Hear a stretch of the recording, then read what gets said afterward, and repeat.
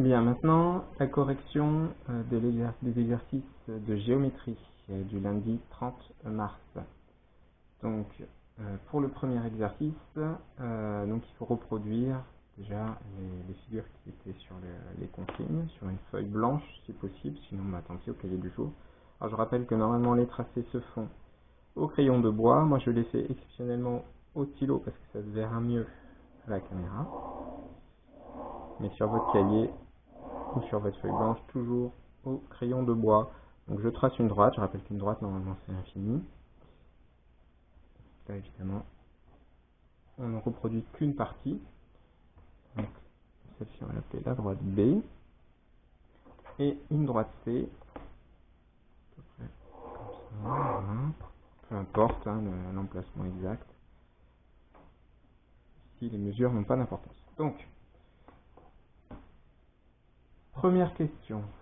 Tracer la droite perpendiculaire à la droite B passant par le point B. Donc, la droite B, le point B, je dois tracer une perpendiculaire. Perpendiculaire, qui dit perpendiculaire dit forcément équerre pour trouver un angle droit. Je dois trouver donc la perpendiculaire à la droite B. Donc la perpendiculaire, je pose mon équerre de manière à marquer l'angle droit. La perpendiculaire passera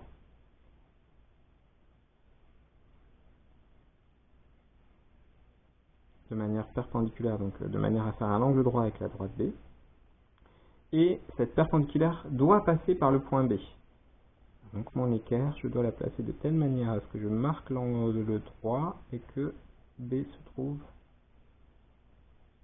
Voilà, donc ici mon équerre est aligné avec ma droite B, forme un angle droit à cet endroit-là avec la droite B, et je m'arrange donc pour que le point B soit sur le prolongement de cet angle droit ici.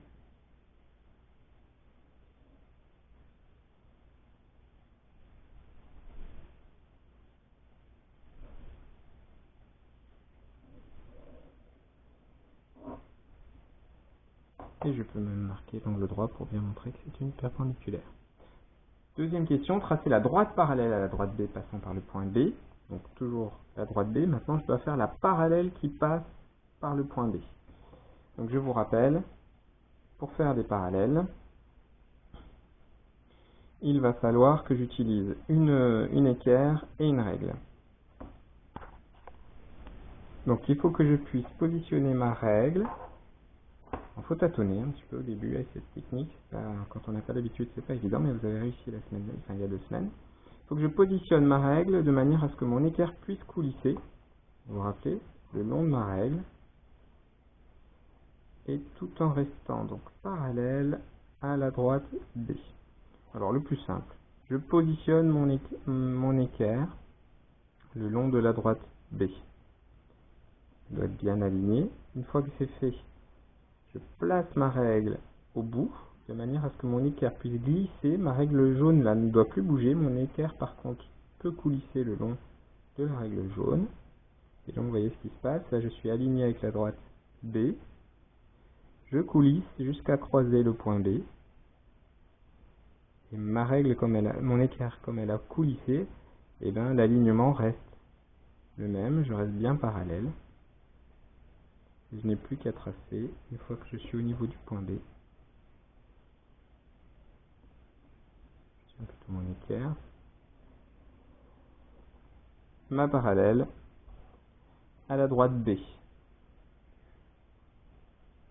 On a donc construit la perpendiculaire et la parallèle à la droite B passant par le point B. On fait la même chose avec la droite C.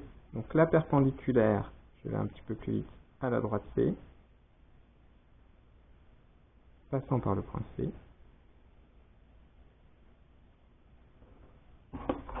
Je prolonge.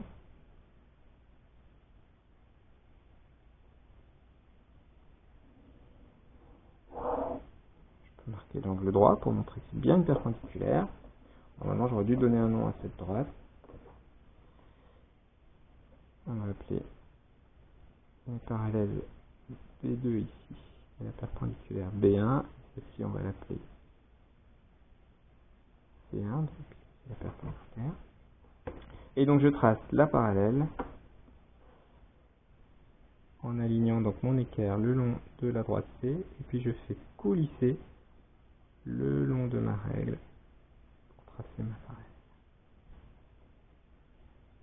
Ça, c'est pas un geste simple, je vais l'appeler C2.